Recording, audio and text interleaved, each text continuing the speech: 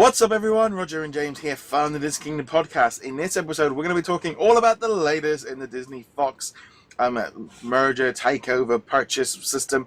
Last week we had, there was two different meetings take place in New York on Friday. Both shareholders from both Fox and Disney pretty much unanimously decided to go with the purchase. 99% of the shareholders went for both of it. Both meetings barely lasted 10 minutes. They were very quick, very fast. Didn't really kind of give much to. So a couple of people were able to stand up. A couple of people kind of moaned or something. A few people, but generally they were flip fast. Out they went, and they didn't really seem to. It was the press releases were out before you even knew it. It was, but now that is definitely kind of going ahead. Yeah, I mean, there will always be a couple of small little, blips along the way, and some people will, some shareholders will try to fight against it. I think I even read a couple weeks ago that someone was going to sue over it, but that happens in almost every merger. There's always a shareholder who thinks this isn't in the best interest, and at the end of the day, they might be right. We have no idea how this merger is going to end up or how we're going to perceive it 20 years from now. It could be when people go, oh, that was the end days. But it could also be it begins the new renaissance, with the Simpsons joining hands with, I don't know. Yeah, Mickey Mouse. We're running down Mickey Mouse, yeah. Yeah, we'll see Lisa and Minnie skipping into the castle together or something like that. I don't know. It's going to be weird either way. Yeah, it's kind of just like looking here at some of the details. Proposals include the adoption of 21st Century Fox by Disney and the distribution merger agreement for the spin-off of New Fox. Approved this, so that's all gone through. Rupert Murdoch said, "We are grateful to the shareholders for approving this transaction. I want to thank all the executives and colleagues for their enormous contributions to building 21st Century Fox over the past few decades. With their help, we expect the enlarged Disney and new Fox companies will be in the entertainment and media industries." They're both grateful. Bob Iger also said, "We remain grateful to Robert Murdoch and the rest of the 21st Century board." And yeah, it's this now. I think this was kind of.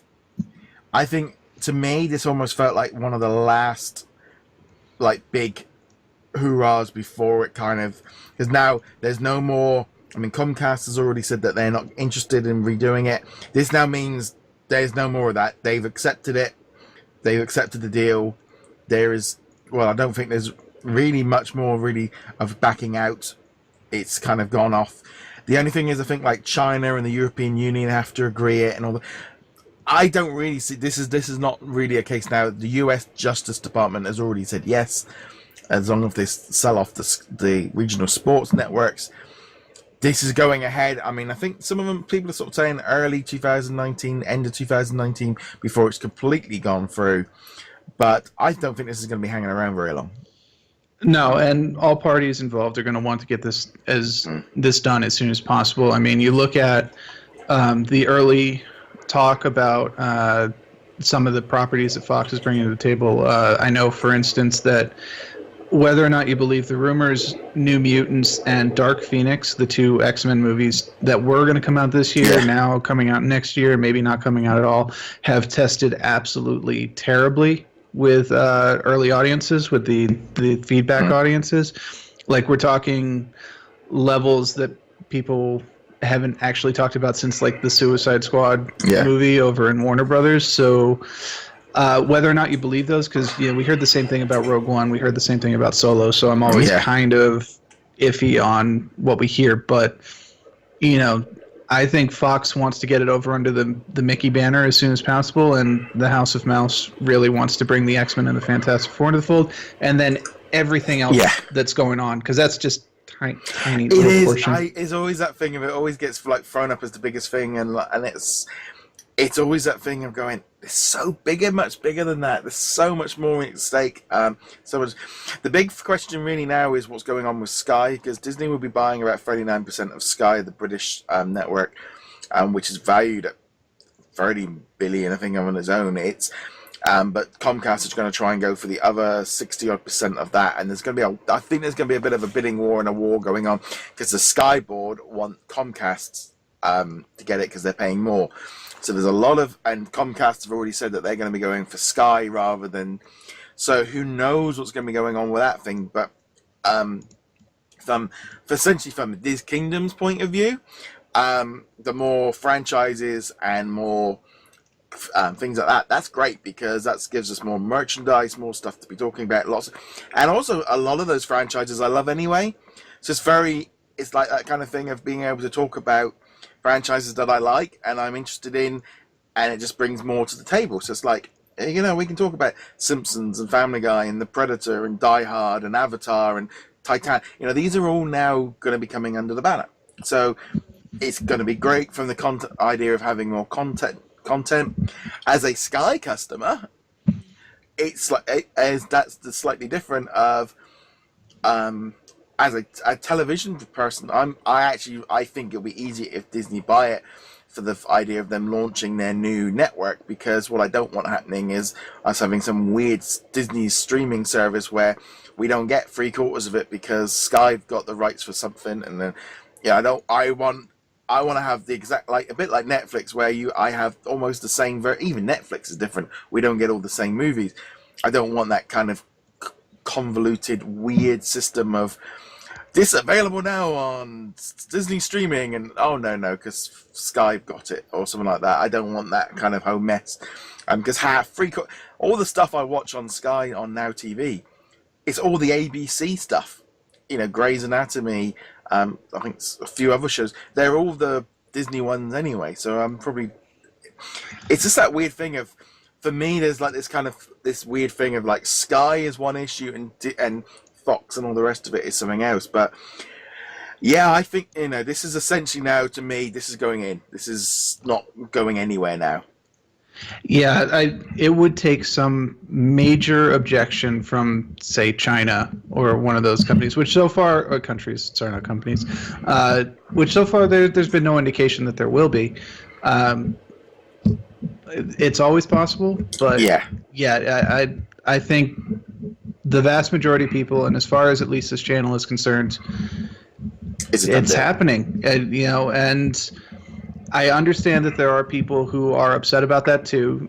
Fox, when you're acquiring properties rather than creating properties, especially ones that are this old, there is a certain detachment from them. Like, for me, even though Aliens, Predators, Avatar will all start to fall under the Disney banner, they're not Disney. And there's going to be a very awkward period where these titles won't really be associated with Disney, but they are Disney, but they're not. And I think... Do you not think we did that with like Marvel and Star Wars for a long time? Yeah, except they're not integrated into Disney. They're very much their own divisions. And Fox could end up in very much the same place. They could cherry pick a couple of pieces. Yeah, Star Wars still appears on the Disney castle in Paris, so in the big show at the end. I mean, I don't mean like they're not appearing at Disneyland or whatever like that. But when you think Disney, you're thinking Mickey Mouse. You're thinking the animated classics. You're thinking,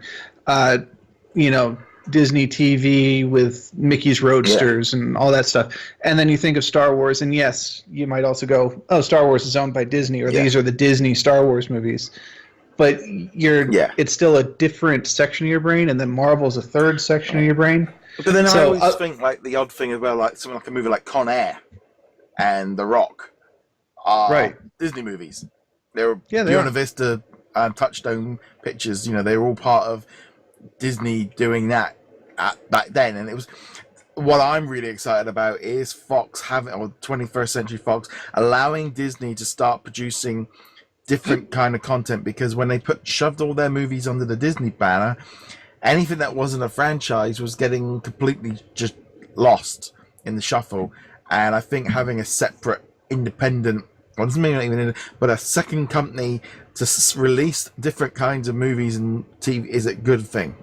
Right. And I mean, as you mentioned, they've had that before. A lot of the movies you mentioned came under Miramax and Touchstone. Yeah. And Pulp Fiction.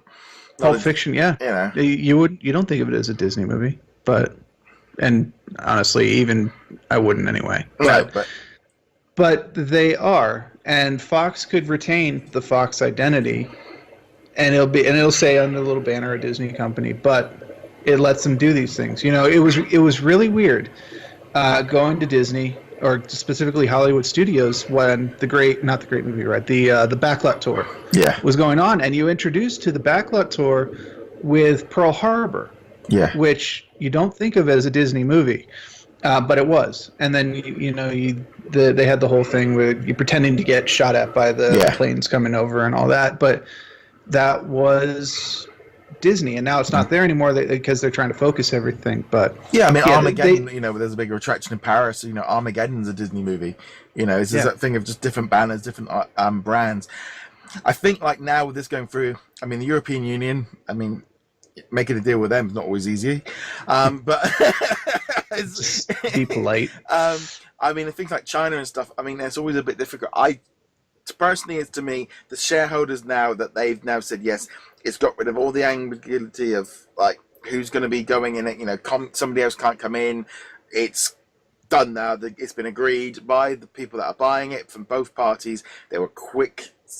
Those meetings were not long. They were do it, get this thing done and get out of there as quickly as possible so we don't have any problems. And I think that was a good thing. I think that's definitely, the quicker this can get done, the better. Going to be interesting going forward of like how the brands all integrate, and I'm sure we're going to be talking, I mean, that's like, will the 21st Century Fox brand even carry on? Will it, what will happen with New Fox? It's like, it's that kind of question of really of will that brand, what going on with that one? Honestly, I think it would be a mistake to get rid of the Fox brand. I think that there is an opportunity for Disney to maintain the Fox identity, as you were saying, to produce other movies, to produce things that aren't identifiably Disney. And so Disney can remain the wholesome animated classics with a couple of live actions thrown in there like Christopher Robin or Mary Poppins Returns. And then you can have Fox be where Aliens and Predators and Aliens versus Predators is. It's kind of going to be interesting what's going on. I'm really excited about this big development coming in, because it's kind of like, it's not quite in the same vein as Marvel and Star Wars. But then I look at it, and I saw some Facebook posts, people going like, okay, what franchises from Fox do you want to? And now some people going, they aren't Disney, they aren't there. It's like, and then I'm sitting there going, well, Winnie the Pooh wasn't created by Disney. Sleeping Beauty wasn't created by Disney. Snow White wasn't created by Disney. Nearly nine. So it's like everything that people go, that's Disney. Like, no, that wasn't based on a Disney character. That he didn't create them the first time round. It's like the whole Peter Pan wasn't created by Disney. There's so many of the stories. And it's that so thing many I of the stories. Sit there and I'm kind of going, you can't. It never was. It never was like that. So therefore, I don't think of Disney. It's like, Mickey Mouse and Pluto and stuff he created. That's different. But all the other stuff, he created those movies, but they weren't his characters to begin with. Yeah, he changed them and tweaked them and stuff. But Marvel and all of that going right the way back, they weren't his things. And I know there are certain things that they obviously created brand new, but a lot of the big hitters weren't originally Disney movies or Disney characters. No, and now there's always the fun argument that pops up about how Disney is messing with copyright laws here, at least in the States, that's keeping a lot of these what would otherwise be what's the word I'm looking for?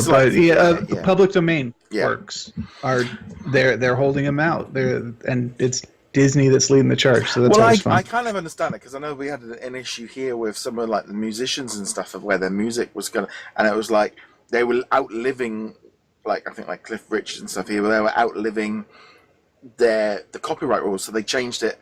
And it's like the thing as well of like, if they want to leave that to their kids or their families for their income coming in, it's like they created that was their property. And I can see how it goes in, and things are very differently of how they were 100 years ago when these rules were originally around. But as a whole, it's going to be interesting to see all the 21st Century Fox stuff coming into it.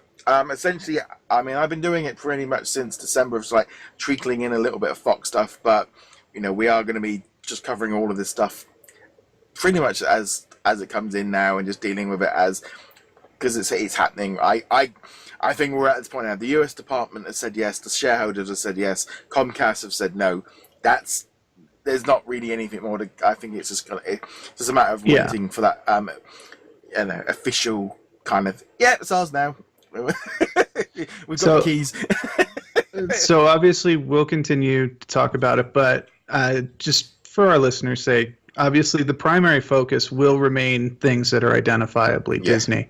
You'll probably only hear about Fox stuff on slow news weeks or when a super major Fox announcement comes out. But for the most part, you're listening to a Disney podcast. We are going to stick to things that are primarily Disney, the identifiably Disney. Yeah. Saying that, I am actually looking forward to what was it? Bohemian Rhapsody and Predators are two movies that I do. I'm looking forward to from Fox. That's a very interesting combination of movies right there. But on that note, guys, we'd love to know what you guys think of 21st Century Fox and kind of all being integrated in with Disney. Love to know what you guys are thinking at home. Comment below, get in touch with us social media. James, where can they find you? Find me at heroiclegacy.com. And you can find us over at DisKingdom.com. And we shall see you guys soon. Later.